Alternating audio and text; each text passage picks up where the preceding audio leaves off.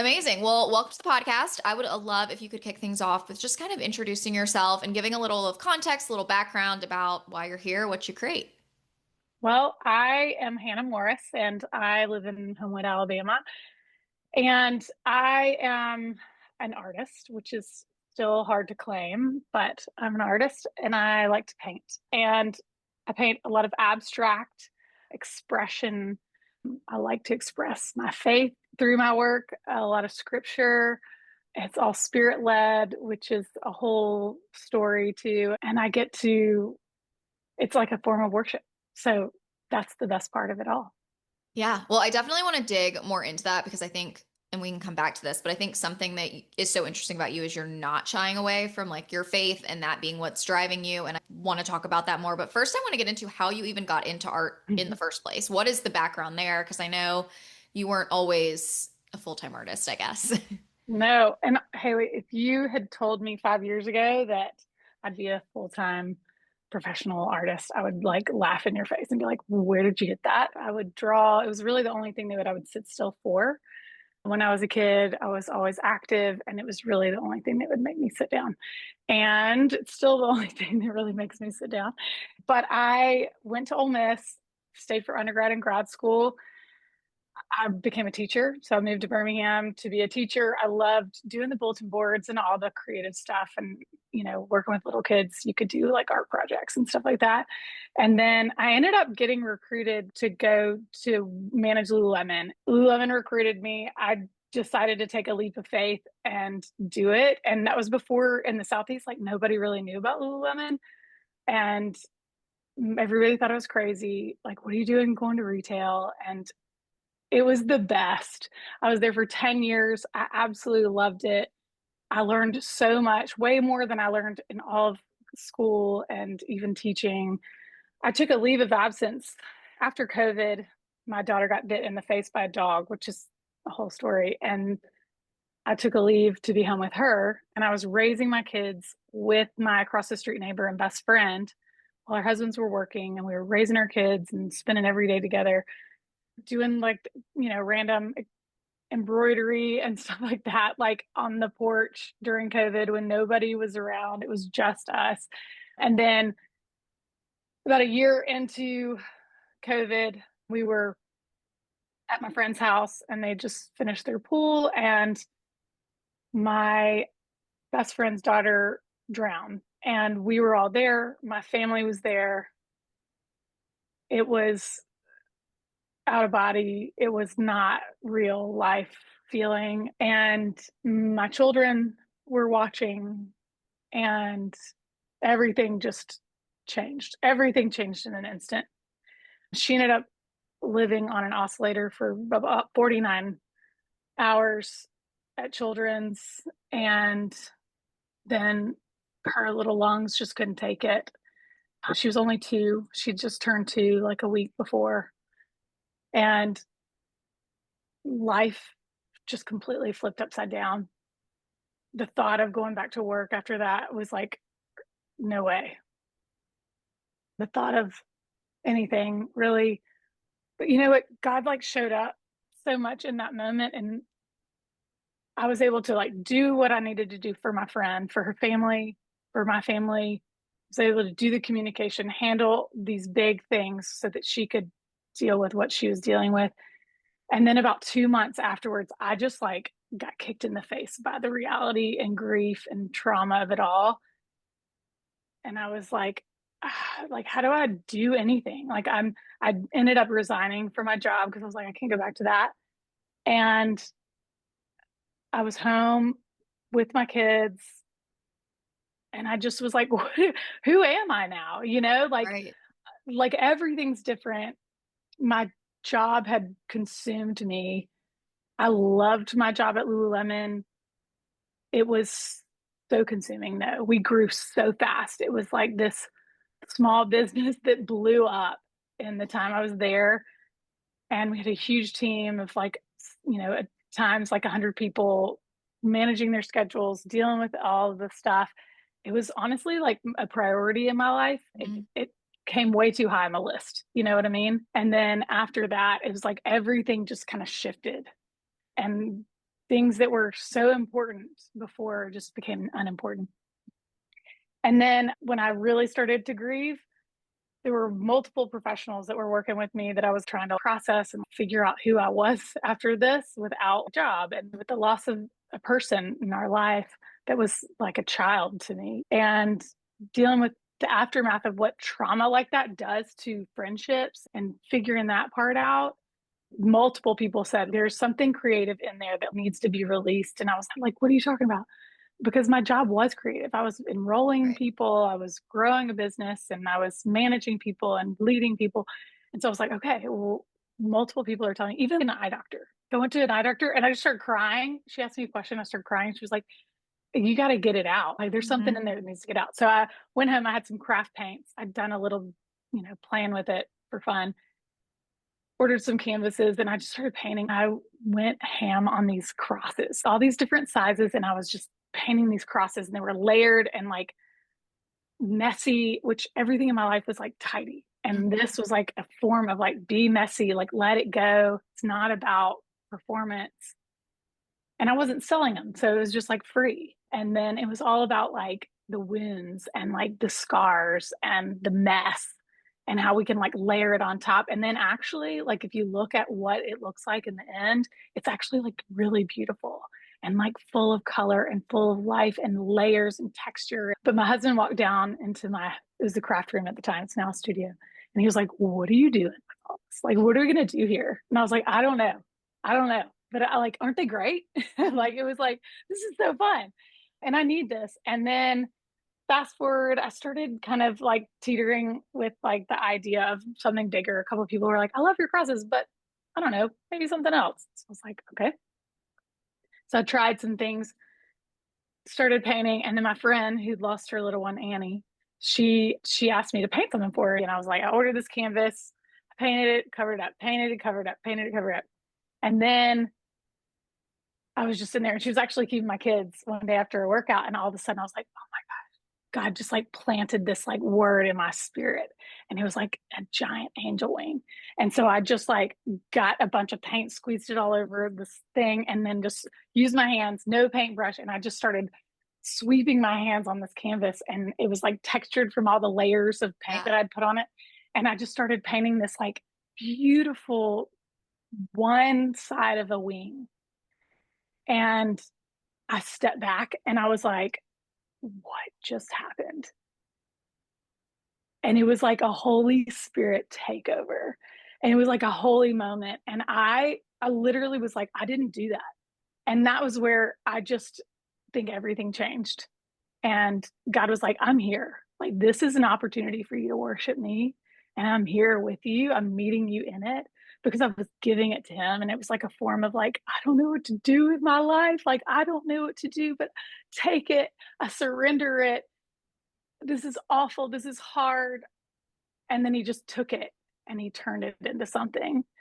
And that was like when it became something. And he just started planting like this business into my heart. And I was like, all right, we're going to just do this.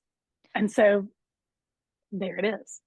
That's It, how it happened. it's amazing. I mean, what a incredible story. And I think there's so many things I want to dig into, but Mm-hmm. first, something that I think I see in so many people, and it's this everyone else sees that you need it, but you don't always see that you need it. Even your eye doctor being like, no, you Mm-hmm. need to get this out. You have this creative spark in you, and you didn't even necessarily see that. And then eventually it's like, it just has to come out. And it did. And like, look where you were and where you are. And it's Yes. just amazing. I also love, especially in your story, it wasn't about the business first. It's like Mm-hmm. this was for you. And I think for so many people, art has a way of being therapeutic or spiritual, or everyone has their own like experience with art and with that flow state. And I think the best art comes from when you're doing it for yourself first, or and maybe that's not how you would articulate it, but like you're doing it because of the need within you. I think that's what makes your work in particular so authentic and unique, is that it's not something that you're like, I want to paint this and I'm just going to replicate it so I can sell it. It's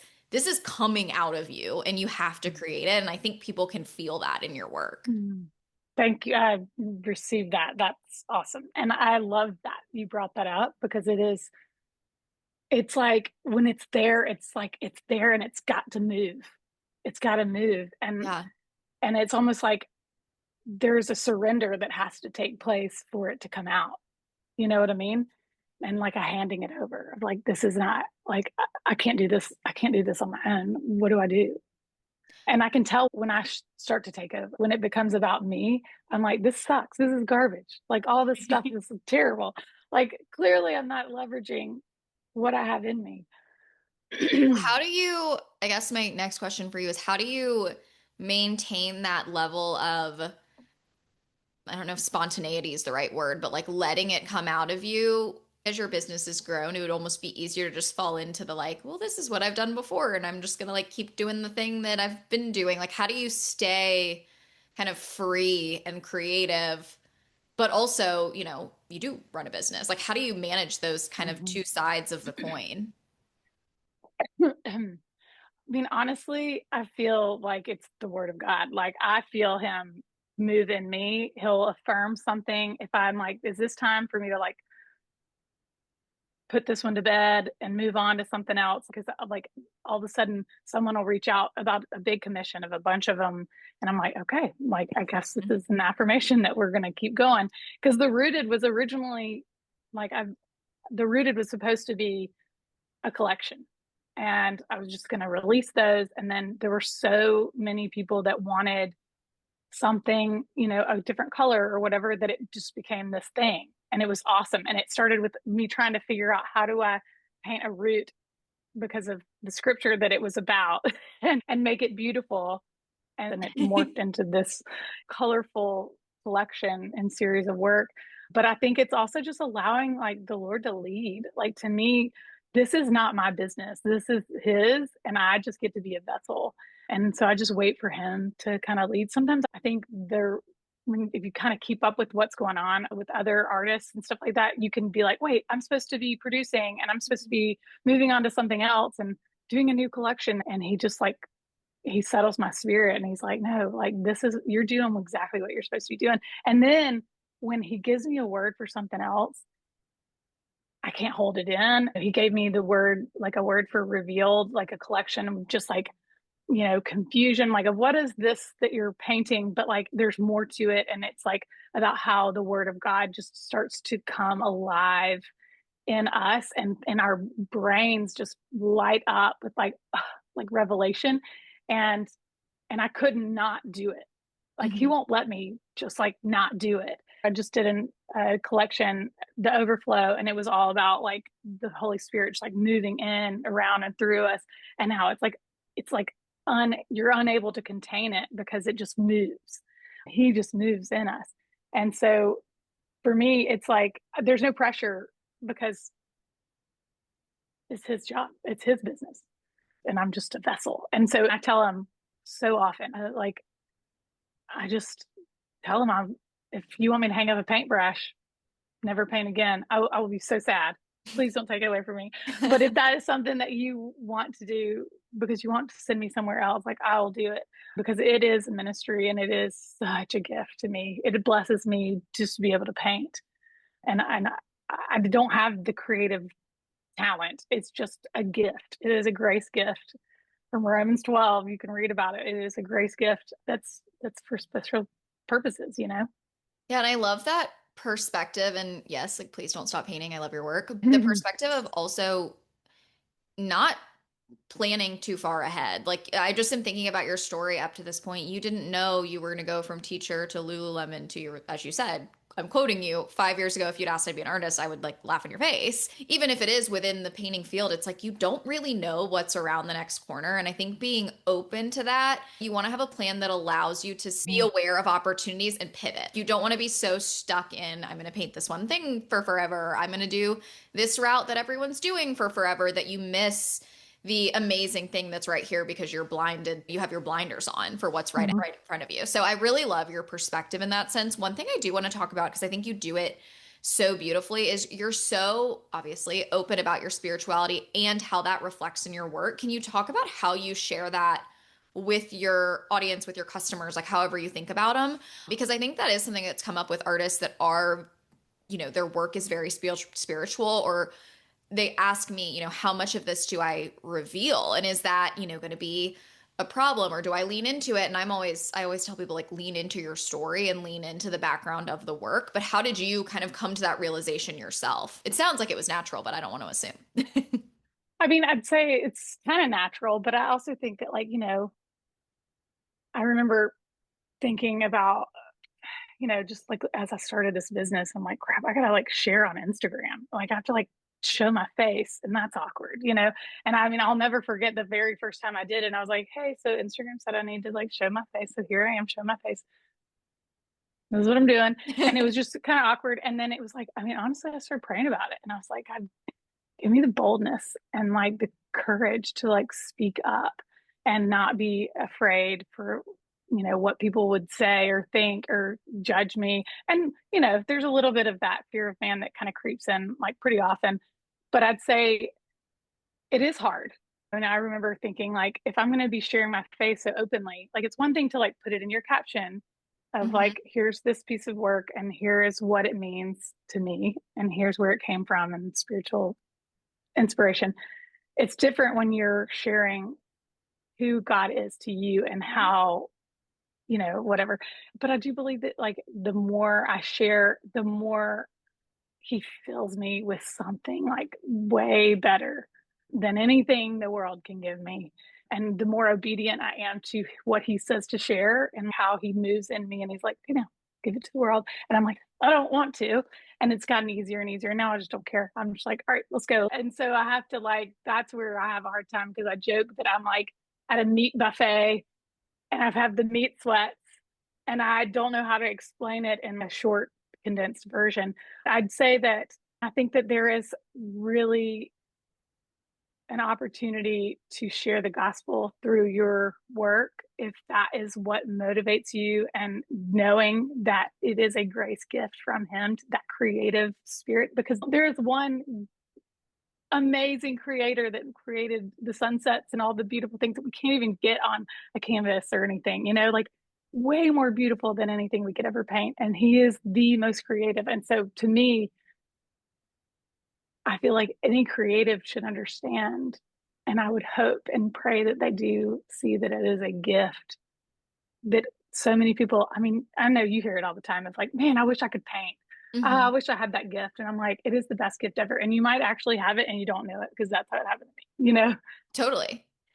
Yeah, I think it's amazing, and I think you articulate all of these things so well. I know you said you're like, I got to condense it down, but I think you do. And I think you have now become known for that in such a beautiful way. Like your artwork, it's so much more than just your artwork. And I think that's something I want a lot of artists to hear is I think people are like, oh, I don't want to show up and I don't want to like put myself out there and I don't want to show my face. And I know this is getting into more of like a marketing conversation, but I do think it makes people see the power behind your work, whatever that Mm-hmm. is. I mean, I joke about mine sometimes. I'm like, the power behind mine is I like to read and I painted reading girls and I just repeated that over and over again. But I think being comfortable telling your story and showing up, it's gonna make people one relate to you, want to buy your work, and then from your perspective, you're doing more too. It's making people interested and bought in, and it gives the work that much more depth and purpose to it. And so I think I like say that to artists all the time. I'm like, I know there's so much more depth to your work. Like we are all creating for a reason. Don't be afraid to share that. And I think it's something that Mm-hmm. is really intimidating, but you've done it so well because I know I've followed you for a long time now. And I just remember even when you posted that first video, like, here I am. But it's like since then, it's you've come into your own in even how you show up and talk about this. And it's something a lot of artists I don't think want to do or like can do without. I mean, it takes practice and you're doing it really well. Well, and it's also like reminding yourself that this is not about me. You know, I have to tell myself every day, this isn't about me. It's not about what people think about me. I like my job. And again, it is all spiritual for me. And Mhm. for me, it is about the word of God, having a piece of God on the walls of someone's home, with or without them even really caring. If they might just like the way it looks, that it matches their couch or whatever. But there's anointing on that. To me, that is so special that it blesses your home in some capacity because there's a little piece of him in there. No, I love that. Well, can we talk about as you've grown this career, what have been your most successful moments? I mean, it sounds like every day is a success for you, but like what have Mhm. been some of the kind of like mountaintops where you're like, wow, I get to do this. I am doing this. This is amazing. I mean, honestly, I'd say like I haven't had like a big moment, I'd say.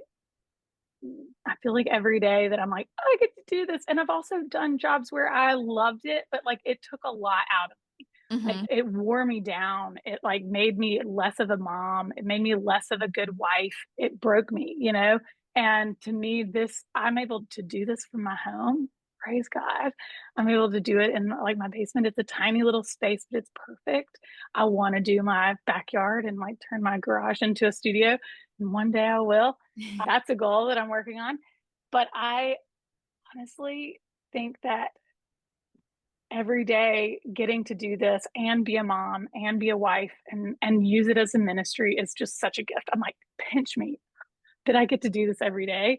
There are parts of it obviously that are hard that I'm like, oh, I really don't like packing and shipping and I really don't like this and I really don't like doing my website and I really do not enjoy sending an email out and it's something that I learned from you that I need to be doing. And I don't like posting on Instagram the big, beautiful pictures as much as I like sharing my heart, just because it's easier to just do the share my heart, you know, Yeah. point, click, and post. But I'd say one thing that was really cool was doing Spotlight on Art. My friend was actually in charge of Spotlight on Art last year, and she was the one who encouraged me to apply. And it was so cool. Like 6 days where your artwork is up for people to look at and purchase, designers, things like that. I mean, I can't recommend that show enough. I had to make multiple trips to Atlanta to drop off more work.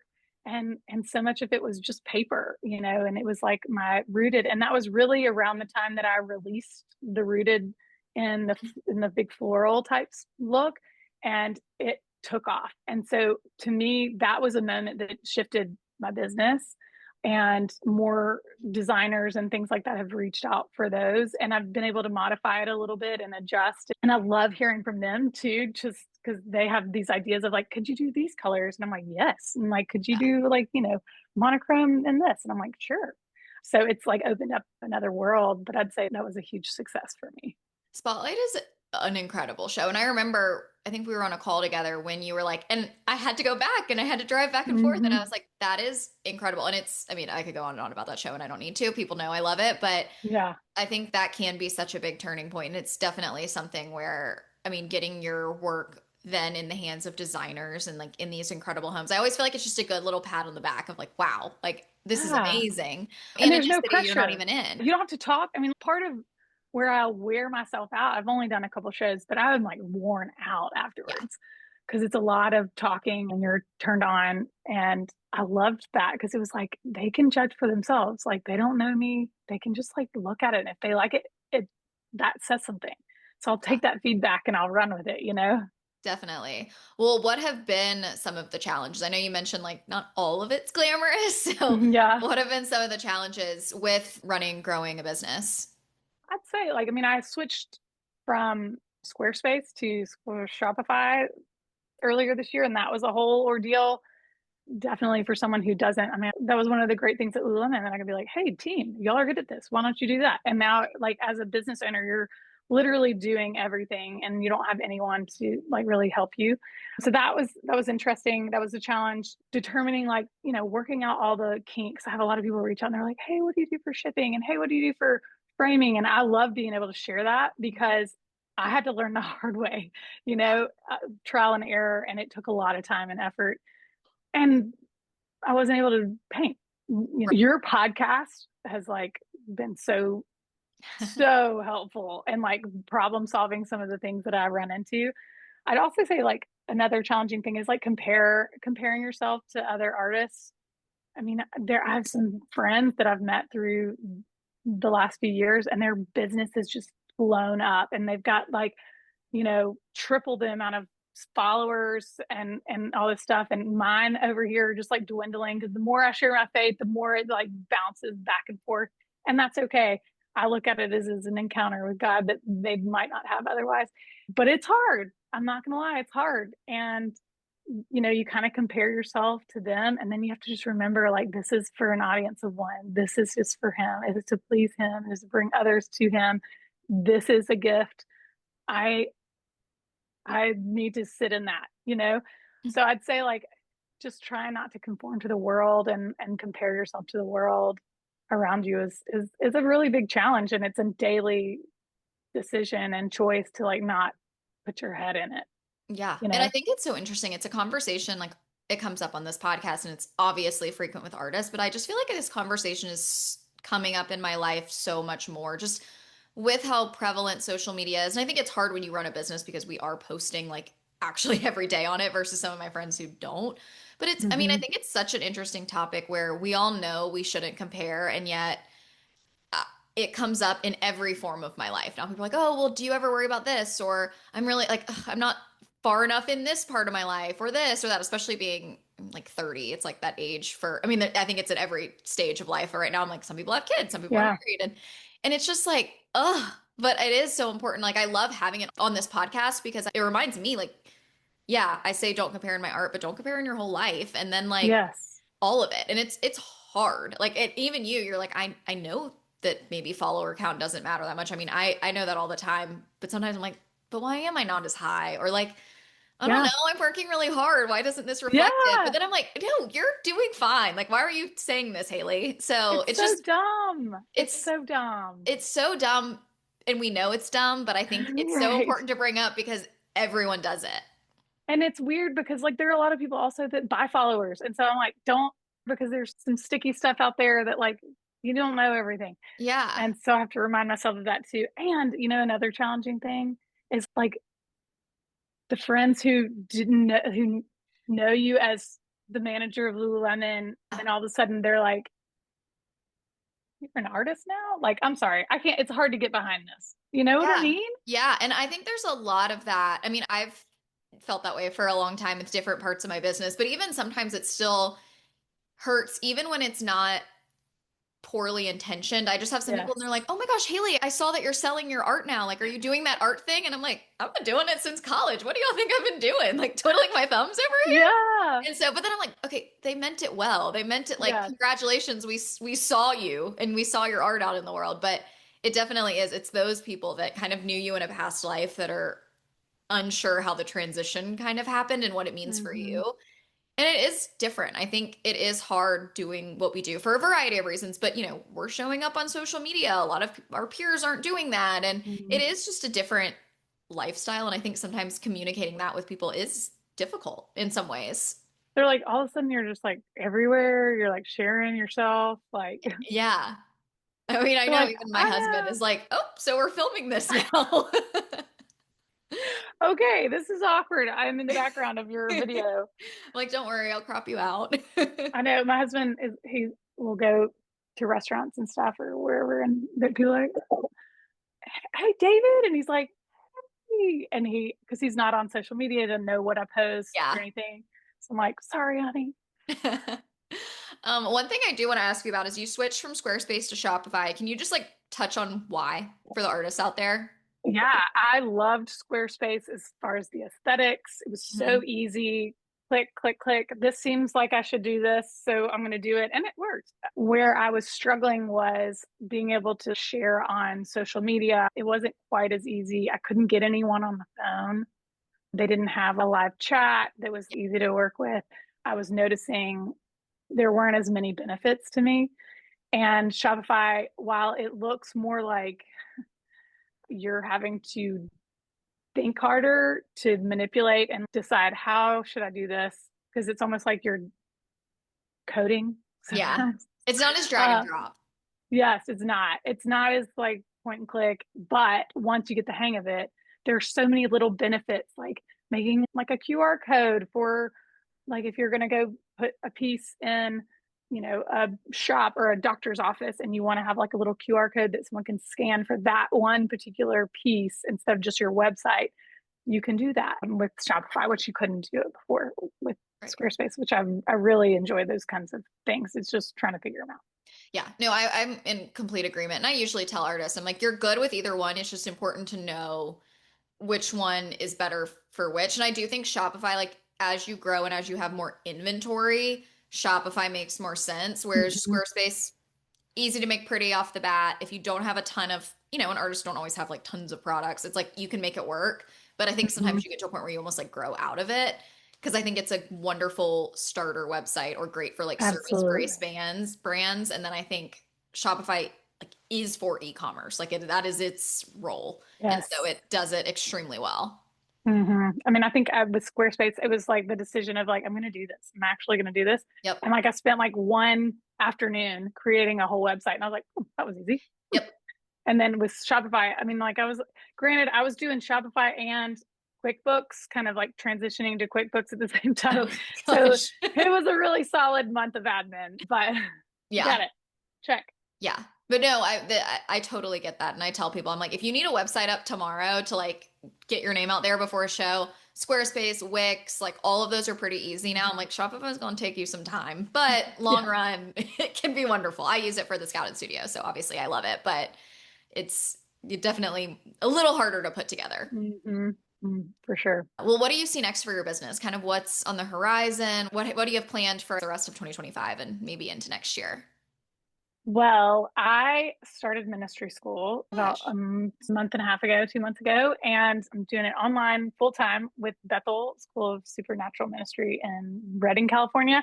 So that's taken about 22 hours of my week.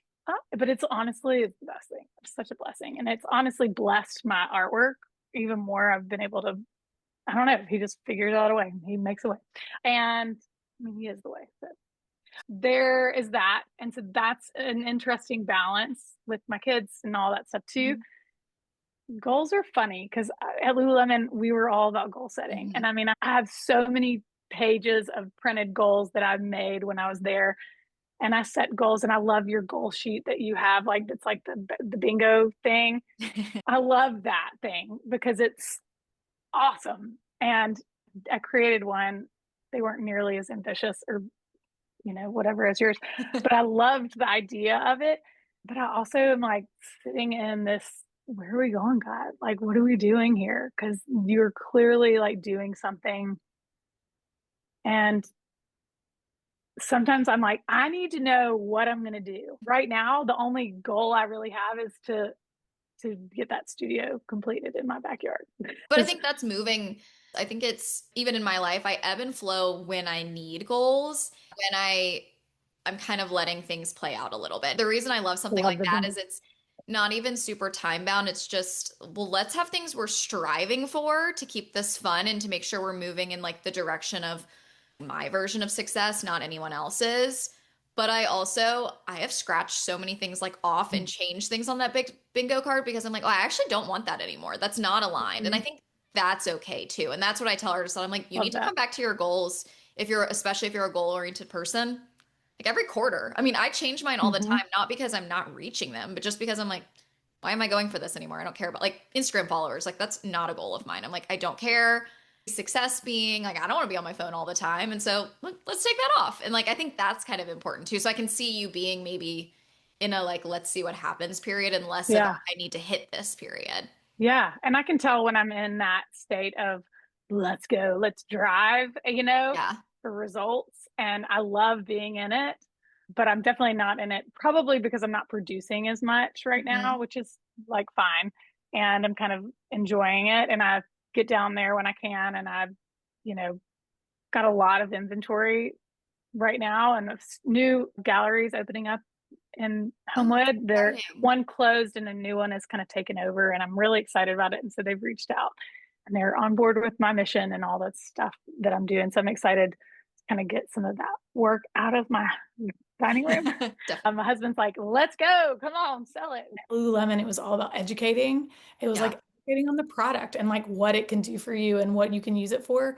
And that is something that I take into this is like this is about education. It's about like, what is this product? What does this painting mean to me? Like, where was it inspired by? Who was it inspired by? And what it can do for you. inside of your home, what would it look like, whatever. And so that's something that frees me in the selling part Yeah. of, of this art business, that it's all about just educating. And if people want it, they like latch onto it. They like what is behind it, you know, they grab it and it takes that pressure off. Yeah. Well, and it's more comfortable, obviously, to do that. But it also, I mean, that's more effective selling. It's funny, we were in the car, this is so random, but my husband, he is in medical sales and we were talking, he's like, I guess you're in sales too. And I was like, oh, I don't think of my job as sales at all. I literally sell my artwork and I sell other people's artwork with a gallery, but I'm like, I think of it more as like, can I tell artists stories? I help artists, and that's an all-encompassing kind of umbrella. I guess I am in sales, but it doesn't feel that way. And I think that's the Yeah. way you are successful, is if you're Mhm. selling things without it feeling like selling to you or feeling like selling to other people. It's this is something that I see as really valuable or has an incredible story or is really inspirational or you're educating with it. Like I think that I love that you said you're thinking about how can I educate and not just say like buy the thing.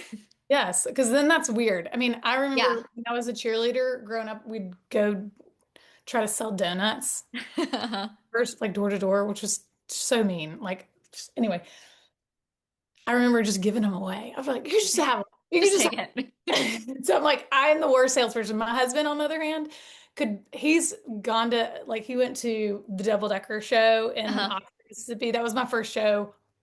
A lot of learning. I might have cried at the end of the day. It was so fun, but I cried because I was so worn out. I didn't pee Yeah. for like 12 hours. But at the end of the day, he was like, we got to get some of this moving. Like, we don't want to take these big ones home. And all of a sudden, he just starts selling. I'm like, where have you been all day? Like, what just happened here? It's so funny. My husband's the exact same way. Like we'll have people over and I like close the doors to the studio and like I'm so like, oh, why would I show? And Jack's like, open them up. These people might want to buy your art. And I'm like, these are our friends. We don't need to pawn off my artwork on my friends that probably already have done enough to support us. But I thank the Lord for husbands that like are, you know, cheering us on and trying to sell our work for I us. mean, no, we love it. And I'm like, I'm glad someone in this family like has a selling bone because I Absolutely. No, I love Absolutely. it. Well, this has been so great. What I love to end every episode with like a tip or a lesson or just something that, you feel like you could give to our audience that are maybe a few steps behind or just kind of in a different place in their art career. Does anything initially come to mind for you? I actually made a little note about this. Love. Duke Stump, he was at Lululemon a long time ago. He said, walk in stupid every day and you might learn something. And I love that quote because it's all about humility and like not being the know-it-all and not having to prove yourself. And I think there are a lot of artists that feel this need to prove themselves. It doesn't matter. Just like walk in, see what's going on. Maybe you'll learn something along the way that like someone else is going to be a professional person at. To me, a tip would be like to get in the word and let the Lord speak to you and like reveal like your next collection, or let you know who you are so you don't need the world to tell you who you are, to just seek him, because that's where this all comes from. Like this creative grace gift is from him, and it is so special and so unique. And I think so often we just think that we did it, like we've got it. It's something I can do. And it's like, but he gave it to us. And so knowing who it came from, and that when we do, he just blesses us with it more. And so my tip would be just to seek him. And that's in every profession, not just art, but he gives us these gifts. He gives us the opportunity to create. And I think too often we kind of forget to live in gratitude of it because it just came automatic or whatever. And I'm like, this didn't come automatically. I don't Yeah. have this. I just want to offer it to him. But also like asking questions, like listening to your podcast. Your podcast is a wealth of knowledge for any creative. The number of people I've told about your podcast, Thank you. it's crazy because it's such a gift, because people can take 10 different things from each podcast and be like, wow, okay, I'm going to try that and just see and throw the spaghetti against the wall and see if it sticks. And then reaching out to other artists, that was one thing that I did when I first started, was I reached out to a couple people that were really talented, that looked approachable, that Hmm. looked like they might sit and have a cup of coffee with me. And then I just asked them questions. And I feel like it kind of builds your toolbox. And again, it's walking in stupid every day and you might learn something. Yeah, it's like coming in with that, like it's listening. I mean, I think it's yes, like this is my podcast, but I feel like I've gained so much more from everyone that's been on it and every artist I work with. I feel like I'm learning something new every day, and that's the goal of life. Don't we want to constantly be learning and evolving? It just relates so much to everything you're saying. Walk in stupid. Don't think you know it all. Come into the room willing to learn, but also don't be afraid to ask for help. You have to be willing to listen, but you also have to not be afraid to ask the right people and ask for help and be willing to improve. I think that's such a great advice to give our audience for the rest of the day. I can't stand Yeah. when someone walks in and they've already made up their mind that they have all the answers. I'm like, you can't be coachable. You can't hear something new if you've already made up your mind.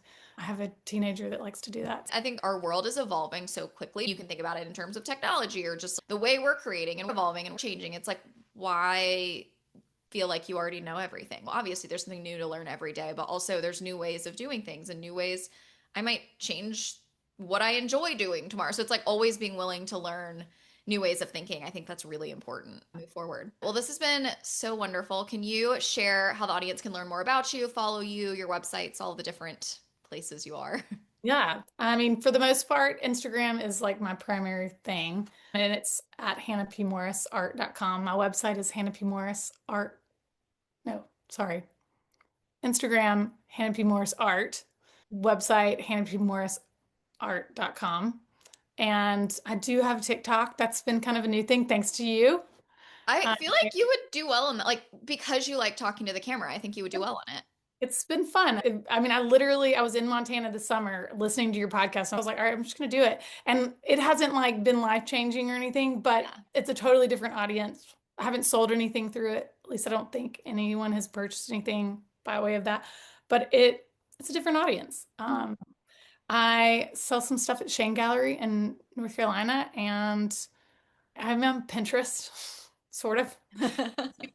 And I do have a Substack that I'm not very good at posting for, but you know, We're gonna get you on there because I feel like you have so much to share. Like that's where you're gonna let it all out. But one again, day I don't I'm make gonna get people it do all things. I organized. just just suggesting, nudging you in that direction. You know, it's funny, Haley. I was like, gosh, I have all these things I need to do and all of these, balls in the air. I'm gonna ask ChatGPT to like create a schedule for me. Hmm. I might have even heard that on one of your podcasts. And I didn't like it. I tried because I thought maybe it would minimize my trips to the framer. Maybe it would, help me figure out my timeline, and I just can't do it. I like oscillate between needing structure and actually like really pushing against it. And I think that's normal as an artist. Like there's definitely periods of my week or even like of my month where I'm like, no, I need someone to tell me, like, I need structure. And then there's periods where I very much am like free flowing creative. I'm like, I can't have a call on the calendar today. I don't know how you do everything that you do. I think about it a lot. I'm like, I don't know how you do all the things that you I do. don't either, honestly. It's crazy. I don't know. Where boundaries are important. That's what I've learned. Like I've gotten so much better. Like we don't work on weekends. We don't work after this time period. So Good. I don't know. So how I get it done, I really don't know though. It's a little bit of what's the thing where it's like the duck, it's like calm on the surface and the feet underneath are like I feel like that's my brain. It's like It doesn't look like it. You do it really well. exactly. You're just seeing the front end. Crushing it, crushing it. Well, this has been so fun. It was so great catching up with you. We need to not go so long between calls, Mhm. but this was wonderful. Thank you so much for your time. Thank you. I appreciate everything that you're doing. I benefit from it so much. Well, I mean, I love you and I love your work. I love everything that you're doing. And so it was fun to catch up.